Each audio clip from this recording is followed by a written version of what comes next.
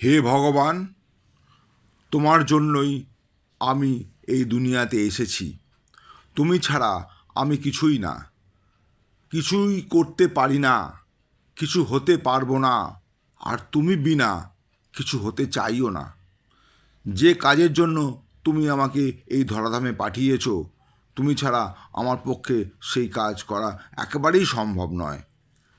আমি তোমার কাছে প্রার্থনা করি যে তুমি আমাকে এমন শক্তি দাও, এমন জ্ঞান দাও, এমন বিদ্যা দাও, এমন বুদ্ধি দাও, যাতে আমি তোমার দেওয়া সমস্ত কাজ সম্পন্ন করতে পারি। তোমাকে ছাড়া কোনো কাজ করাই আমার পক্ষে সম্ভব না। তুমি আমাকে আদেশ দিয়েছো সাধারণ মানুষের উপকার করতে, তাদের আর্থিক সমস্যার সমাধানে অগ্রণীর ভূমিকায় থাকতে। না জানি কোথায় কোথায় তারা আছেন, তাদের খুঁজে বের করছি, এবং যাতে তারাও তাদের জানা অজানা মানুষের উন্নতির সাথে জীবন পরিবর্তনের জন্য কাজ করতে পারেন। আমি শুধু আমার কাজই করে যাচ্ছি। যার যা প্রাপ্য তা পাইয়ে দেওয়ার মালিক তুমি, একমাত্র তুমি।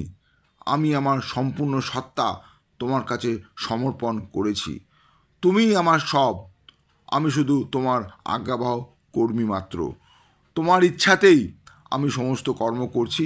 যেমনভাবে আদেশ করছো সেইভাবেই পালন করছি। আমি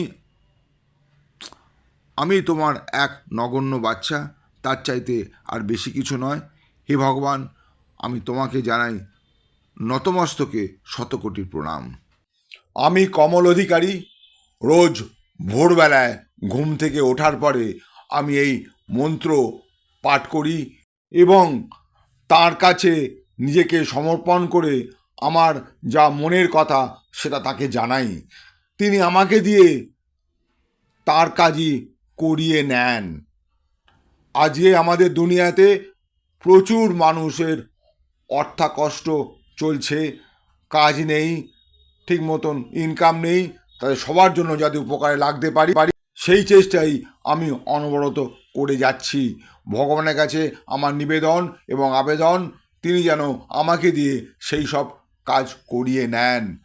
জীবনের শেষ প্রান্তে এসে আমার এখন এই উপলব্ধি হয়েছে যে যাওয়ার আগে, দুনিয়া ছেড়ে যাওয়ার আগে যদি সাধারণ মানুষের জন্য কিছু করে যেতে পারি, তাদের রোজগারের ব্যবস্থা করে দিয়ে যেতে পারি, তাদের অর্থাভাবে কষ্টকে দূর করে দিয়ে যেতে পারি, সেই চেষ্টাই আমি অনবরত করে যাচ্ছি এবং ভগবানের কাছে নিবেদন করছি সেই ব্যাপারেই।